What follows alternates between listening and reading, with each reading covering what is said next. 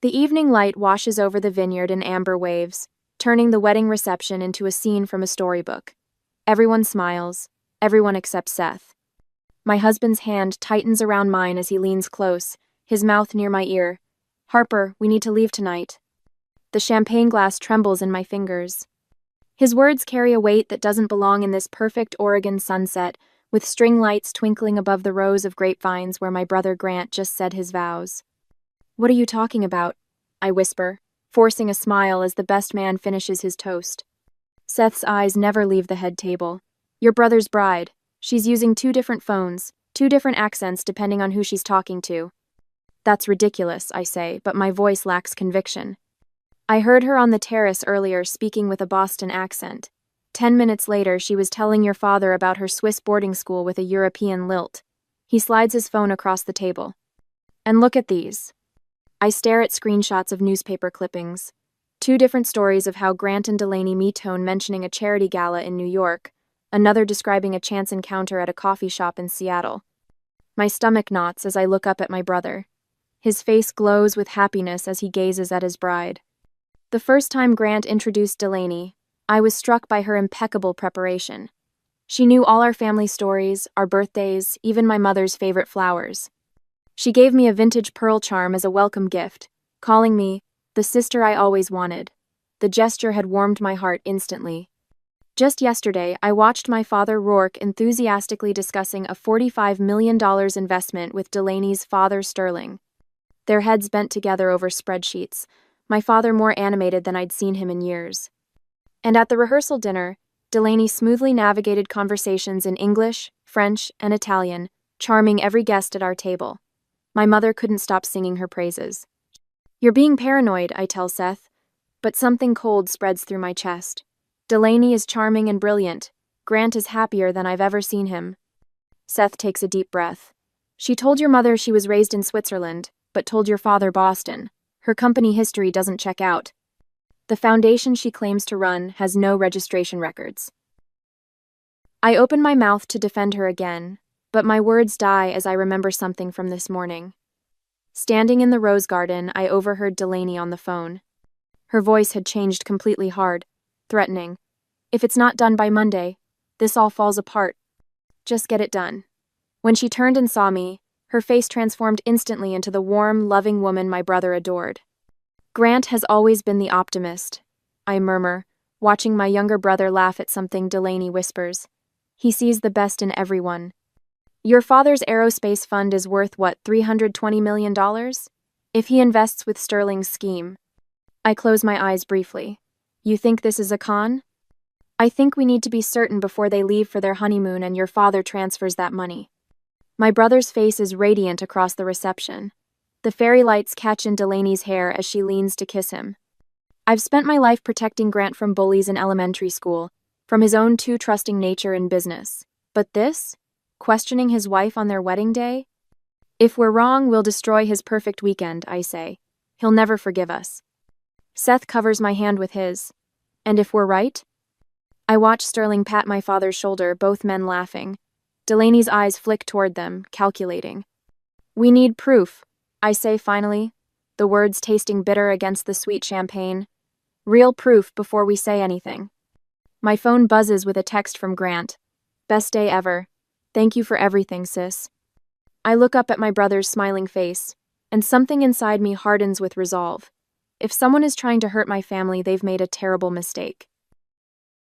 Next day, the family dinner stretches late into the evening, wine glasses refilled as laughter echoes through the Vineyard Lodge's wood-paneled dining room. I can't focus on the conversation, my attention locked on Delaney across the table. Her diamond earrings catch the light as she leans toward my father. "Rourke, would you mind if I borrowed your laptop? I'd love to project those cash flow charts for everyone." Her voice carries that practiced warmth that charmed us all initially. My father beams. "Of course. It's in my briefcase by the door." I watch as she retrieves the sleek silver laptop, setting it up on the sideboard. My stomach tightens when her manicured fingers move with practiced efficiency along the edge of the computer. Something small and black barely visible attaches beneath the USB port. My heart hammers against my ribs. Seth's hand finds mine under the table, squeezing once. He's noticed too. "What is that?" I whisper when Delaney returns to her seat. Keylogger, he murmurs, lips barely moving. Records everything, typed passwords, account numbers, security codes. The realization hits me like a physical blow. This isn't just about fooling Grant into marriage. They're targeting our family's wealth, the aerospace fund my father spent 30 years building. Later in the lodge library, Seth and I claim a quiet corner while the celebration continues in the main room. The old leather chairs shield us from view as I watch Delaney command attention with stories of her time in the Swiss Alps. Across the room, Sterling has pulled my father aside, their heads bent together in conversation. I checked Cornell's alumni database, Seth says, his voice low. No record of Delaney Prescott graduating or attending at all. Maybe she used another name? I suggest, but the hope in my voice sounds hollow even to me. Sterling's company doesn't exist either. No business registration, no tax records, no industry presence. He shows me his phone screen. And have you noticed only 3 relatives showed up for their side of the wedding?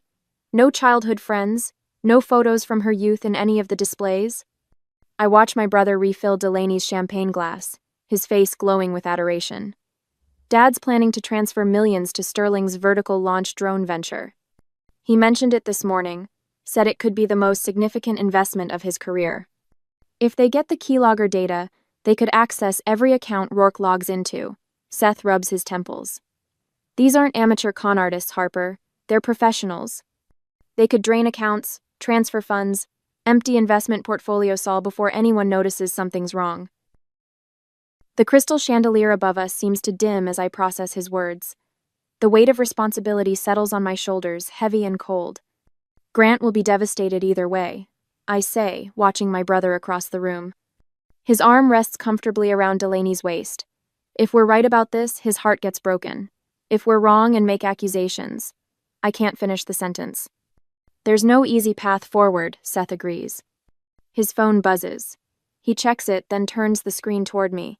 Email from Quentin, he ran those background checks I asked for. The message contains side-by-side photos of Delaney, with different hair colors, different names. Valeria Camden in Boston, 2021. Danielle Price in Seattle, 2023. Same woman, Seth says unnecessarily. 3 different identities in 4 years. So we were right. The words taste bitter. From across the room, I watch my father enthusiastically sharing our family's financial details with Sterling, his notebook open, finger tracing over figures. I've never seen him so animated about a business venture before. So trusting. As I watched my father enthusiastically sharing our family's financial details with Sterling, I wondered, should we confront them immediately with what little evidence we had, or quietly gather more proof first? Would you risk being wrong and ruining your brother's wedding, or wait and potentially let a fraud take root in your family? The music from the reception drifts through the open windows, the band playing my parents' favorite song from 1978. My mother joins my father and Sterling, her hand resting on Rourke's shoulder. All these years, they've protected us. Now it's our turn. We need to move carefully, I tell Seth, straightening my spine, but we need to move now. Behind us, the door to the library opens. I turn to see Delaney walking toward us, lips curved in that perfect smile that now feels like the most dangerous weapon in the room. A day later, after calculating what to do and considering possibilities, the bonfire crackles against the darkening sky, casting long shadows across the vineyard's grassy courtyard.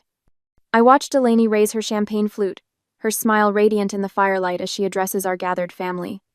Sterling has wonderful news, she announces, her voice carrying across the intimate gathering.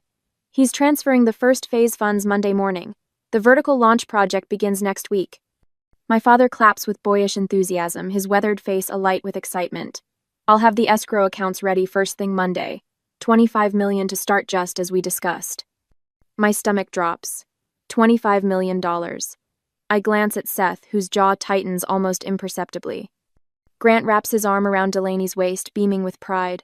I have a surprise too, he announces, his voice carrying that familiar, eager tone I've heard since childhood whenever he had a secret. I signed paperwork giving Delaney access to my trust fund. A wedding gift so we can start our life together without any barriers between us. The champagne turns sour in my mouth. Seth's hand finds mine under the table, squeezing tight enough that I feel his wedding band press into my skin. Later that night, I stumble upon Sterling during what he calls the grand tour of my family home. I round the corner to my father's office just as Sterling slips his phone into his pocket. Something in his casual movement raises the hair on my neck. "Just admiring Rourke's aviation awards," he explains smoothly. "Quite the accomplished family." But I'd seen the flash of his camera app, the quick angle of his phone toward my father's desk. The desk where Rourke keeps his password notebook because no hacker would look for an actual book. Sleep refuses to come that night.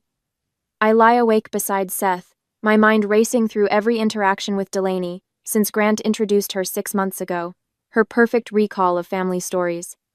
Her immediate connection with my mother, the way she steered conversations toward my father's business ventures within minutes of meeting him. What if we're wrong? I whisper into the darkness. What if she really loves him? Seth rolls toward me, his eyes reflecting moonlight from the window.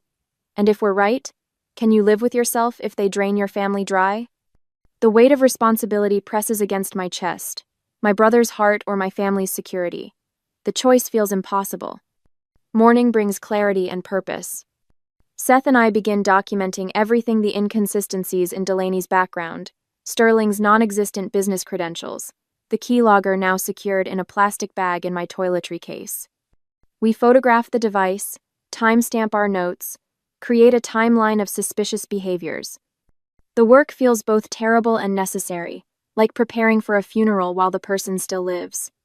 I call Jen around noon, slipping away to the old groundskeeper's cottage where cellular reception is spotty at best.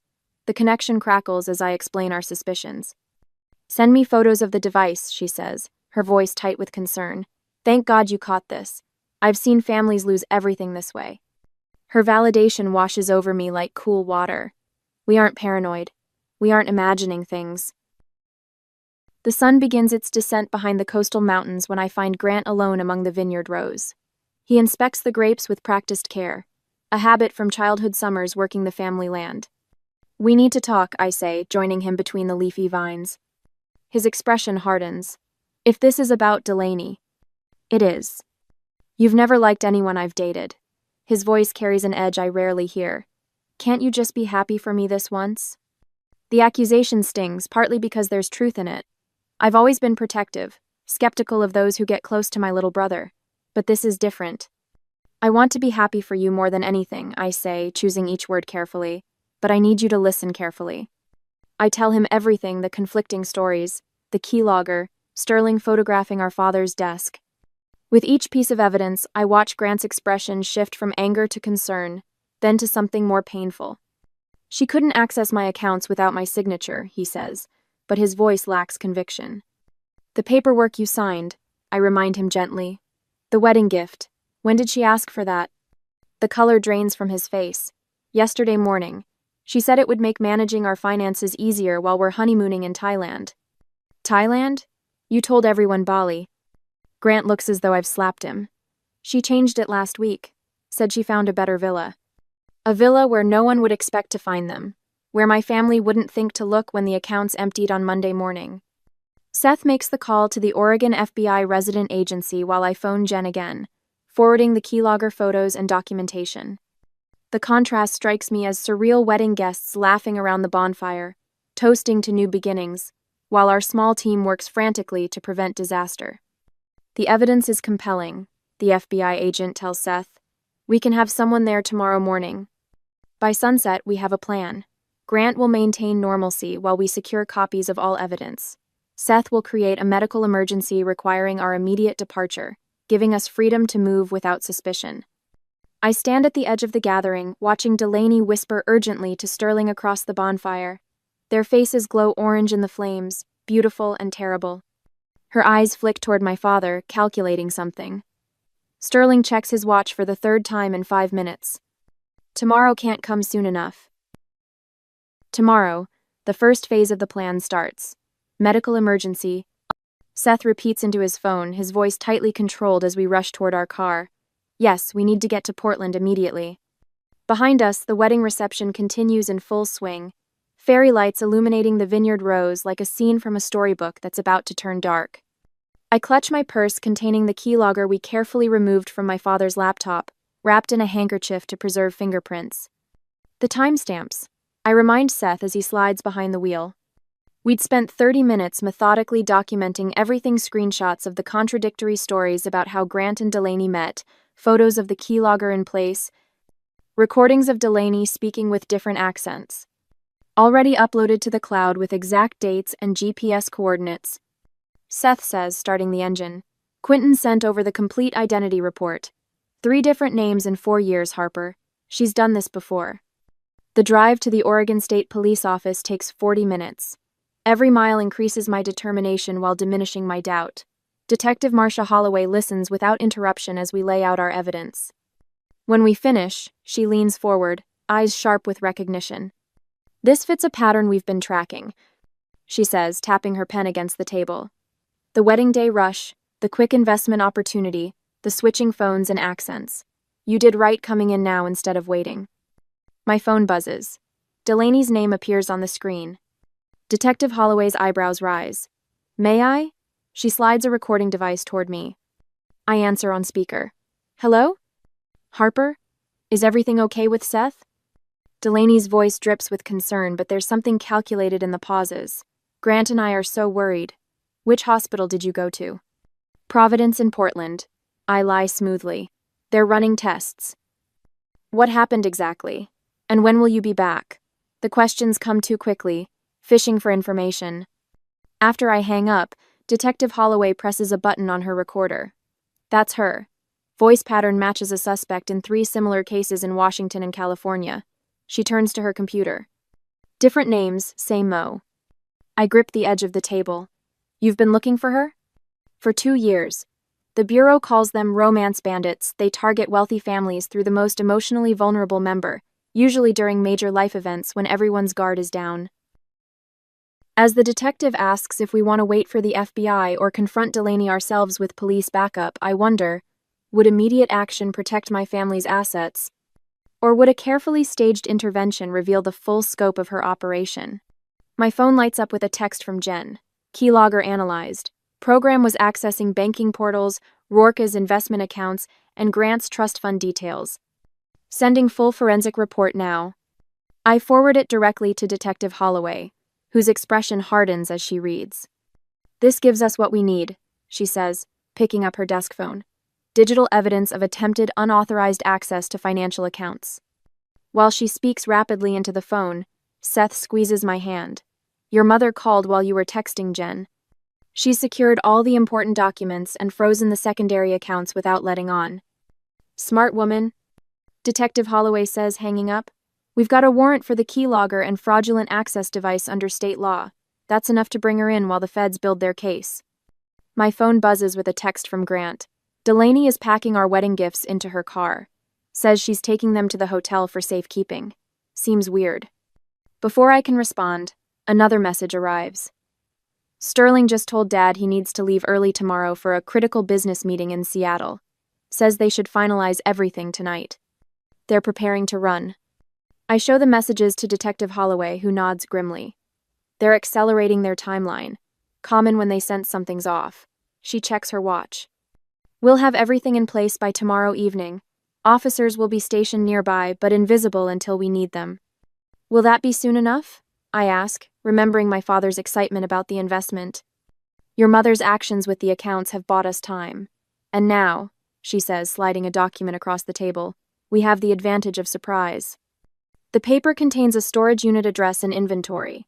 Items listed include passports under 3 different names, credit card manufacturing equipment, and detailed dossiers on 5 wealthy families, including ours. Looking at the evidence spread across the detective's desk, I feel a strange calm settle over me. The wedding day I'd imagined for my brother has unraveled into something unrecognizable, but in its place stands the possibility of protection, of preventing a wound that would cut far deeper than today's painful truth. Let's end this, I say, reaching for the phone to call Grant. The morning sun filters through the curtains of the lodge as Delaney corners me in the breakfast nook, her smile gleaming with artificial brightness.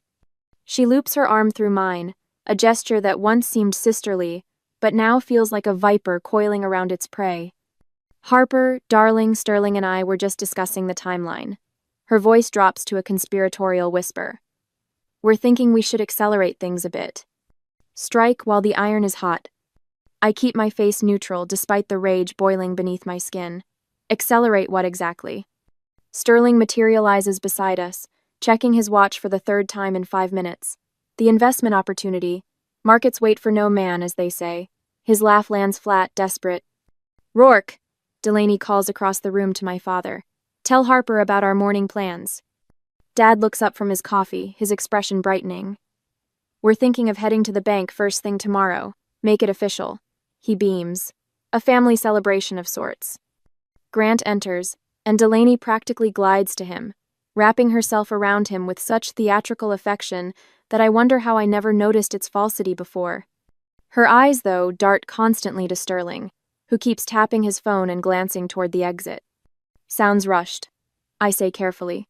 Why not stick to the original timeline? Delaney's fingers tighten on Grant's arm. Well, there's a competitive bidding situation developing. Right, Sterling? Absolutely. Sterling nods too quickly. Another investor group from Dubai. We need to secure our position. Seth catches my eye from across the room and gives a subtle nod. The stage is set. Before we discuss banking, I say, loud enough for everyone to hear, there's something we need to address. The room quiets. I move to the center table where my laptop waits, already open. Dad, remember when Delaney borrowed your laptop Friday night to project those cash flow charts? I turn the screen toward them all. She installed this. On screen is an enlarged photograph of the keylogger device we removed from my father's computer, alongside Quentin's detailed report. A keylogger, Seth explains, standing beside me. It records every keystroke, including passwords, account numbers, security questions. Delaney's face freezes for just a moment before she laughs. That's a USB drive, Harper, for the presentation. No, I say firmly, advancing to the next slide. It's a sophisticated data harvesting device. And according to our cybersecurity expert, it transmitted data to an IP address associated with 3 prior fraud cases. Sterling steps forward. This is preposterous. Rourke, surely you don't believe.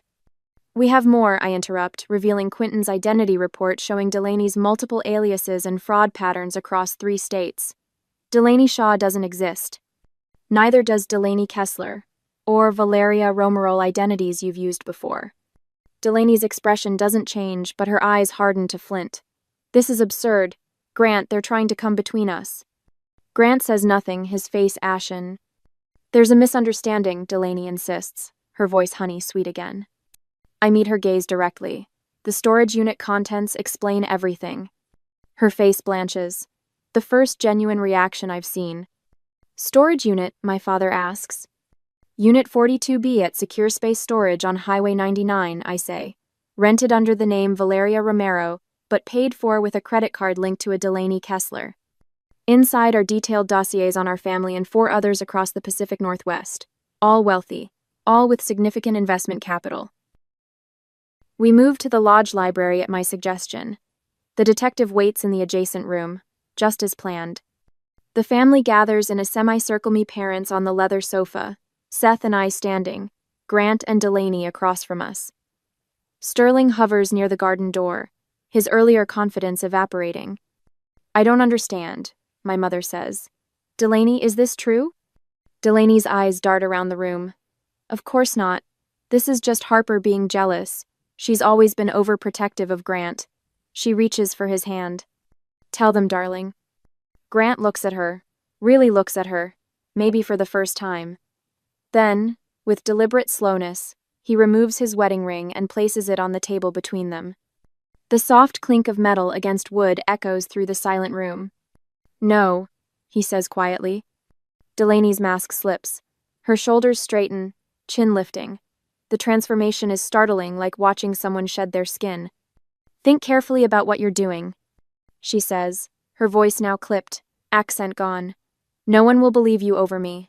I have photographs, recordings. I can ruin your family's reputation with one phone call. My father starts to rise, but my mother places a hand on his arm. You've misjudged us, I tell Delaney. We believe in each other. Always. As if on cue, the detective and 2 state troopers enter from the adjacent room. Delaney's expression shifts from anger to calculation in an instant. Sterling Mason? The detective holds up a warrant. We have questions about fraudulent access devices and identity theft. Sterling bolts for the garden door but crashes into a waiting officer. The handcuffs click with finality. Delaney switches tactics instantly, her face crumpling into distress. Grant, darling, this is all a misunderstanding. Tears fill her eyes on command. I can explain everything.